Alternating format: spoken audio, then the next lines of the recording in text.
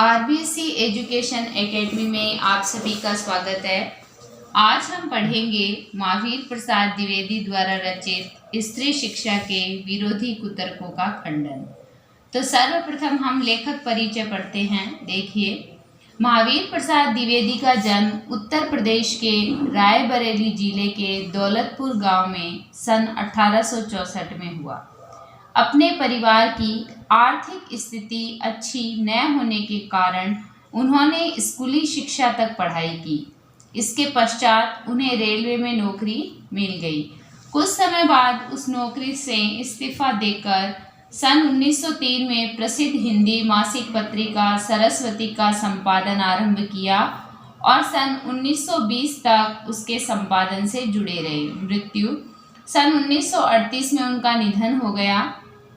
जीवन शैली देखिए साहित्यिक। महावीर प्रसाद द्विवेदी सिर्फ एक व्यक्ति ही नहीं थे, बल्कि वे एक संस्था थे जिससे परिचित होना हिंदी साहित्य के गौरवशाली अध्याय से परिचित होना है। वे हिंदी के प्रथम व्यवस्थित संपादक, इतिहासकार, पुरातत्ववेता, भाषा वैज्ञानिक, अर्थशास्त्री, समाजशास्त्री, वैज्ञानिक चिंतन एवं लेखन के संस्थापक, स्थापक, अनुवादक और समालोचक थे। इनकी प्रमुख रचनाएं देखिए। इनकी प्रमुख रचनाओं में रसज्ञ रंजन, साहित्य संदर्भ, साहित्य सीकर, अद्भुत आलाप, ये इनके निबंध संग्रह है तथा उनकी अर्थशास्त्र से संबंधित पुस्तक संपत्ति शास्त्र है। महिला मोद महिला उपयोगी पुस्तक है तो अध्यात्मिकी दर्शन की। उनकी कविताएं द्विवेदी काव्यमाला में है। महावीर प्रसाद द्विवेदी रचनावली के 15 खंडों में उनका संपूर्ण साहित्य प्रकाशित है। फिर है साहित्यिक विशेषताएं। द्विवेदी जी के संबंध में ऐसा माना जाता रहा है कि उन्होंने हिंदी गद्य की भाषा का परिष्कार किया और लेखकों की सुविधा के लिए वर्तनी और व्याकरण के नियम स्थिर किए। कविता की भाषा के रूप में भी खड़ी बोली को ब्रज भाषा के बदले प्रतिष्ठित किया। युग निर्माता द्विवेदी जी ने स्वाधीनता की चेतना का प्रचार प्रसार करने के लिए स्वदेशी चिंतन को व्यापक बनाया। उन्होंने प्रसिद्ध मासिक पत्रिका सरस्वती के माध्यम से पत्रकारिता का श्रेष्ठ स्वरूप सामने रखा। हिंदी में पहली बार समालोचना को स्थापित करने का श्रेय भी द्विवेदी जी को जाता है। उन्होंने भारतीय पुरातत्व और इतिहास पर विभिन्न खोजपरक कार्य किए। कुल मिलाकर उनके द्वारा किए गए कार्यों का मूल्यांकन व्यापक हिंदी जागरण के संदर्भ में ही संभव है। बहुज्ञता एवं विद्वता के साथ सरसता उनके लेखन की प्रमुख विशेषता है। उनके लेखन में व्यंग्य की छटा देखते ही बनती है। जब हम आधुनिक काल की बात करते हैं तो पहला जो युग है वो भारतेंदु युग है और दूसरा जो युग है वे द्विवेदी युग है। और द्विवेदी युग महावीर प्रसाद द्विवेदी के ही नाम से प्रसिद्ध हुआ है क्योंकि इसके प्रवर्तक यही थे और इन्होंने 1903 से 1920 तक सरस्वती पत्रिका का संपादन भी किया और भाषा का परिष्कृत और परिमार्जित रूप जो है वो महावीर प्रसाद द्विवेदी जी ने दिया। अब हम बात करते हैं इनके द्वारा रचित स्त्री शिक्षा के विरोधी कुतर्कों का खंडन। बड़े शौक की बात है, आजकल भी ऐसे लोग विद्यमान हैं जो स्त्रियों को पढ़ाना उनके और गृह सुख के नाश का कारण समझते हैं। और लोग भी ऐसे वैसे नहीं, सुशिक्षित लोग, ऐसे लोग जिन्होंने बड़े बड़े स्कूलों और शायद कॉलेजों में भी शिक्षा पाई है, जो धर्मशास्त्र और संस्कृत के ग्रंथ साहित्य से परिचय रखते हैं और जिनका पेशा कुशिक्षितों को सुशिक्षित करना, कुमार्गगामियों को सुमार्गगामी बनाना और अधार्मिकों को धर्म तत्व समझाना है। उनकी दलीलें सुन लीजिए। पहली देखिए, पुराने संस्कृत कवियों के नाटकों में कुलीन स्त्रियों से आपढ़ों की भाषा में बातें कराई गई। इसके प्रमाण है कि इस देश में स्त्रियों को पढ़ाने की चाल न थी। होती तो इतिहास पुराण आदि में उनको पढ़ाने की नियम व प्रणाली जरूर लिखी हुई मिलती। दूसरी बात देखिए, स्त्रियों को पढ़ाने से अनर्थ होते हैं। शकुंतला इतना कम पढ़ी थी कि गंवारों की भाषा में मुश्किल से एक छोटा सा श्लोक वह लिख सकी थी। इस पर भी उस पर भी उसकी इतनी कम शिक्षा ने भी अनर्थ कर डाला। शकुंतला ने जो कटु वाक्य दुष्यंत को कहे वह इस पढ़ाई का ही दुष्परिणाम था। तीसरा देखिए, जिस भाषा में शकुंतला ने श्लोक रचा था वह अपढ़ों की भाषा थी, अतएव नागरिकों की भाषा की बात तो दूर रही, अपढ़ गंवारों की भी भाषा पढ़ाना स्त्रियों को बर्बाद करना है। इस तरह की दलीलों का सबसे अधिक प्रभावशाली उत्तर उपेक्षा ही है, तथापि हम 2-4 बातें लिखे देते हैं। तो इस प्रकार उन्होंने समझाया है कि किस प्रकार पढ़े लिखे लोग जो हैं वो स्त्री विरोधी कुतर्कों के बारे में बताते हैं। तो इसके जो प्रश्न बनते हैं छोटे देखिए। पहला प्रश्न है, आजकल भी समाज में कैसे लोग विद्यमान है। प्रथम पंक्ति में इसका उत्तर है कि जो स्त्रियों को पढ़ाना उनके और गृह सुख के नाश का कारण मानते हैं। दूसरा प्रश्न है, इन लोगों ने शिक्षा कहाँ पाई है। तो इसका उत्तर है बड़े बड़े स्कूलों और शायद कॉलेजों में भी। तीसरा प्रश्न देखिए, इन लोगों का क्या पेशा है। तो इन लोगों का पेशा है कुशिक्षितों को सुशिक्षित करना, कुमार्गगामियों को सुमार्गगामी बनाना और अधार्मिकों को धर्म तत्व समझाना। आगे देखिए, पुराने संस्कृत कवियों के नाटकों में कुलीन स्त्रियों में से किस भाषा में बातें कराई गई है। तो इसमें बताया गया है अपढ़ों की भाषा में। तीसरा है, शकुंतला ने कटु वाक्य किसको कहे थे, यानी 5वें प्रश्न के अंतर्गत तो दुष्यंत को। फिर देखो आगे का अनुच्छेद पढ़ते हैं। नाटकों में स्त्रियों का प्राकृत बोलना उनके अपढ़ होने का प्रमाण नहीं, अधिक से अधिक इतना ही कहा जा सकता है कि वे संस्कृत न बोल सकती थी। संस्कृत न बोल सकना न अपढ़ होने का सबूत है और न गंवार होने का। अच्छा, तो उत्तर रामचरित में ऋषियों की वेदांतवादिनी पत्नियां कौन सी भाषा बोलती थी। उनकी संस्कृत क्या कोई गंवारी संस्कृत थी। भवभूति और कालिदास आदि के नाटक जिस जमाने के हैं उस जमाने में शिक्षितों का समस्त समुदाय संस्कृत ही बोलता था।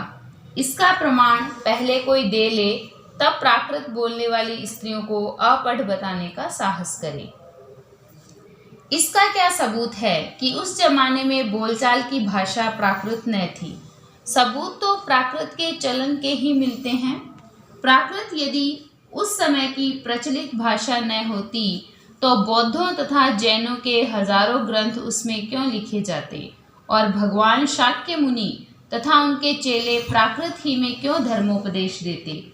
बौद्धों के त्रिपिटक ग्रंथ की रचना प्राकृत में किए जाने का एकमात्र कारण यही है कि उस जमाने में प्राकृत ही सर्वसाधारण की भाषा थी। अतएव प्राकृत बोलना और लिखना अपढ़ और अशिक्षित होने का चिन्ह नहीं। जिन पंडितों ने गाथा सप्तशती, सेतुबंध महाकाव्य और कुमार पाल चरित आदि ग्रंथ प्राकृत में बनाए हैं, वे यदि अपढ़ और गंवार थे तो हिंदी के प्रसिद्ध से भी प्रसिद्ध अखबार का संपादक इस जमाने में अपढ़ और गंवार कहा जा सकता है, क्योंकि वहाँ अपने जमाने की प्रचलित भाषा में अखबार लिखता है। जैसे हिंदी, बांग्ला आदि भाषाएं आजकल की प्राकृत है।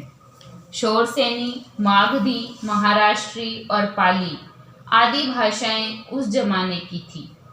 प्राकृत पढ़कर भी उस जमाने में लोग उसी तरह सभ्य, शिक्षित और पंडित हो सकते थे जिस तरह की हिंदी, बांग्ला, मराठी आदि भाषाएं पढ़कर इस जमाने में हम हो सकते हैं। फिर प्राकृत बोलना अपढ़ होने का सबूत है, यह बात कैसे मानी जा सकती है। देखो इसमें पाली जो दिया हुआ है, इस पाली का मतलब तो राजस्थान का एक जिला है और इसमें छोटे ई की मात्रा जब लग जाती है तब बनता है पाली भाषा। तो ये थोड़ी सी यहाँ गलती है, आप सही कर लेना। उसके बाद में है नाटकों में स्त्रियों का प्राकृत बोलना किस बात का प्रमाण नहीं है? उत्तर है स्त्रियों के अनपढ़ होने का। आगे देखो, भवभूति और कालिदास के नाटक जिस जमाने के हैं उस जमाने में कौन सी बोली बोली जाती है? उत्तर है संस्कृत। फिर है बौद्ध और जैन धर्म के हजारों ग्रंथ किस भाषा में लिखे गए? उत्तर है प्राकृत भाषा में। फिर है बौद्धों के किसी एक ग्रंथ का नाम बताइए? त्रिपिटक ग्रंथ। लेखक के अनुसार आज की प्राकृत भाषाएं कौन सी है? तो इसमें दिया है हिंदी, मराठी तथा बांग्ला। अगला अनुच्छेद देखिए, जिस समय आचार्यों ने नाट्य शास्त्र संबंधी नियम बनाए थे उस समय सर्वसाधारण की भाषा संस्कृत न थी। चुने हुए लोग ही संस्कृत बोलते या बोल सकते थे। इसी से उन्होंने उनकी भाषा संस्कृत और दूसरे लोगों तथा स्त्रियों की भाषा प्राकृत रखने का नियम कर दिया। पुराने जमाने में स्त्रियों के लिए कोई विश्वविद्यालय न था। फिर नियमबद्ध प्रणाली का उल्लेख आदि पुराणों में न मिले तो क्या आश्चर्य, और उल्लेख उसका कहीं रहा हो पर नष्ट हो गया हो तो। पुराने जमाने में विमान उड़ते थे, बताइए उनके बनाने की विद्या सिखाने वाला कोई शास्त्र? बड़े बड़े जहाजों पर सवार होकर लोग द्वीपांतरों को जाते थे, दिखाइए जहाज बनाने की नियमबद्ध प्रणाली के दर्शक ग्रंथ। पुराणादि में विमानों और जहाजों द्वारा की गई यात्राओं के हवाले देखकर उनका अस्तित्व तो हम बड़े गर्व से महावीर प्रसाद द्विवेदी स्वीकार करते हैं, परंतु पुराने ग्रंथों में अनेक प्रगल्भ पंडिताओं के नामोल्लेख देखकर भी कुछ लोग भारत की तत्कालीन स्त्रियों को मूर्ख, अपढ़ और गंवार बताते हैं। तत्कालीन मतलब उस समय की। इस तर्क शास्त्रज्ञता और इस न्यायशीलता की बलिहारी वेदों को प्राय सभी हिंदू ईश्वरकृत मानते हैं। सो ईश्वर तो वेद मंत्रों की रचना अथवा उनका दर्शन विश्ववरा आदि स्त्रियों से करावे और हम उन्हें ककहरा पढ़ाना भी पाप समझे, यानी उनको प्राथमिक शिक्षा देना भी। शीला और विद्या आदि कौन थी? वे स्त्री थी या नहीं? बड़े बड़े पुरुष कवियों से आदृत हुई है या नहीं? शारंगधर पद्धति में उनकी कविता के नमूने हैं या नहीं? बौद्ध ग्रंथ त्रिपिटक के अंतर्गत थेरी गाथा में जिन सैकड़ों स्त्रियों की पद्य रचना उद्धृत है वे क्या अपढ़ थी? जिस भारत में कुमारिकाओं को चित्र बनाने, नाचने, गाने, बजाने, फूल चुनने, हार गूंथने, पैर मलने तक की कला सीखने की आज्ञा थी, उनको लिखने पढ़ने की आज्ञा न थी। कौन विज्ञ ऐसी बात मुख से निकालेगा, और कोई निकाले भी तो मानेगा कौन? इस अनुच्छेद के जो छोटे प्रश्न है वो देखिए। पहला प्रश्न है नाट्य शास्त्र संबंधी नियम किसने बनाए थे? उत्तर है इसका आचार्यों ने। नेक्स्ट है पुराने जमाने में लोग बड़े बड़े जहाजों पर सवार होकर कहाँ जाते थे? उत्तर है द्वीपांतरों को। अगला प्रश्न है पुराणादि में विमानों और जहाजों द्वारा दी गई यात्राओं के हवाले देखकर उनका अस्तित्व हम किस भाव से स्वीकार करते हैं? उत्तर है इसका गर्व भाव से। नेक्स्ट देखिए, पुराने ग्रंथों में अनेक प्रगल्भ पंडिताओं के नामोल्लेख को देखकर भी कुछ लोग भारत की तत्कालीन स्त्रियों को क्या कहते हैं? उनको कहते हैं मूर्ख, अनपढ़ और गंवार। शीला और विद्या कौन थी? उत्तर है बहुत महान विदुषियां थी। अगला अनुच्छेद देखिए, अत्रि की पत्नी धर्म पर व्याख्यान देते समय घंटों पांडित्य प्रकट करे। गार्गी बड़े बड़े ब्रह्मवादियों को हरा दे। मंडन मिश्र की सहधर्मचारिणी शंकराचार्य के छक्के छुड़ा दे। गजब, इससे अधिक भयंकर बात और क्या हो सकेगी? यह सब पापी पढ़ने का अपराध है। न वे पढ़ती न वे पूजनीय पुरुषों का मुकाबला करती। यह सारा दुराचार स्त्रियों को पढ़ाने का ही कुफल है, समझे? स्त्रियों के लिए पढ़ना कालकूट यानी विष की भांति, और पुरुष के लिए पीयूष का घूंट, और पुरुष पढ़े तो जैसे अमृत का पान हो। ऐसी ही दलीलों और दृष्टांतों के आधार पर कुछ लोग स्त्रियों को अपढ़ रखकर भारतवर्ष का गौरव बढ़ाना चाहते हैं। आगे देखिए, मान लीजिए कि पुराने जमाने में भारत की एक भी स्त्री पढ़ी लिखी न थी, न सही। उस समय स्त्रियों को पढ़ाने की जरूरत न समझी गई होगी, पर अब तो है, अतएव पढ़ाना चाहिए। हमने सैकड़ों पुराने नियमों, आदेशों और प्रणालियों को तोड़ दिया है या नहीं? तो चलिए स्त्रियों को अपढ़ रखने की इस पुरानी चाल को भी तोड़ दें। हमारी प्रार्थना तो यह है कि स्त्री शिक्षा के विपक्षियों को क्षण भर के लिए भी इस कल्पना को अपने मन में स्थान न देना चाहिए कि पुराने जमाने में यहाँ की सारी स्त्रियां अपढ़ थी अथवा उन्हें पढ़ने की आज्ञा न थी। जो लोग पुराणों में पढ़ी लिखी स्त्रियों के हवाले मांगते हैं, उन्हें श्रीमद् भागवत दशम स्कंद के उत्तरार्ध का 53वां अध्याय पढ़ना चाहिए। उसमें रुक्मिणी हरण की कथा है कि रुक्मिणी ने जो एक लंबा चौड़ा पत्र एकांत में लिखकर एक ब्राह्मण के हाथ श्री कृष्ण को भेजा था, वह तो प्राकृत में न था।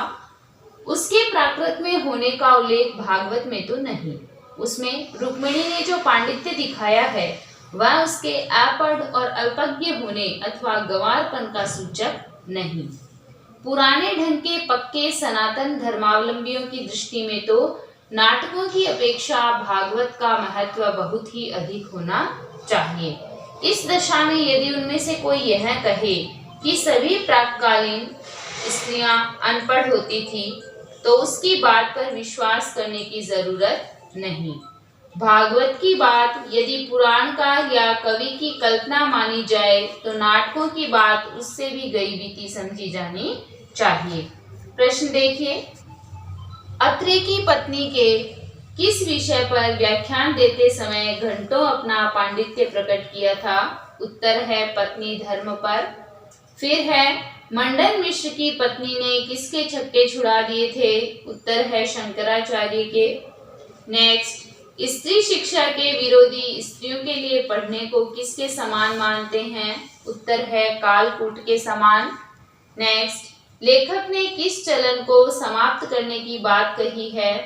उत्तर है स्त्रियों को अनपढ़ रखने के चलन की। फिर है पुराणों में पढ़ी लिखी स्त्रियों का प्रमाण मांगने वालों को क्या करना चाहिए? उत्तर है उन्हें श्रीमद् भागवत दशम स्कंद के उत्तरार्ध का 53वां अध्याय पढ़ाना चाहिए।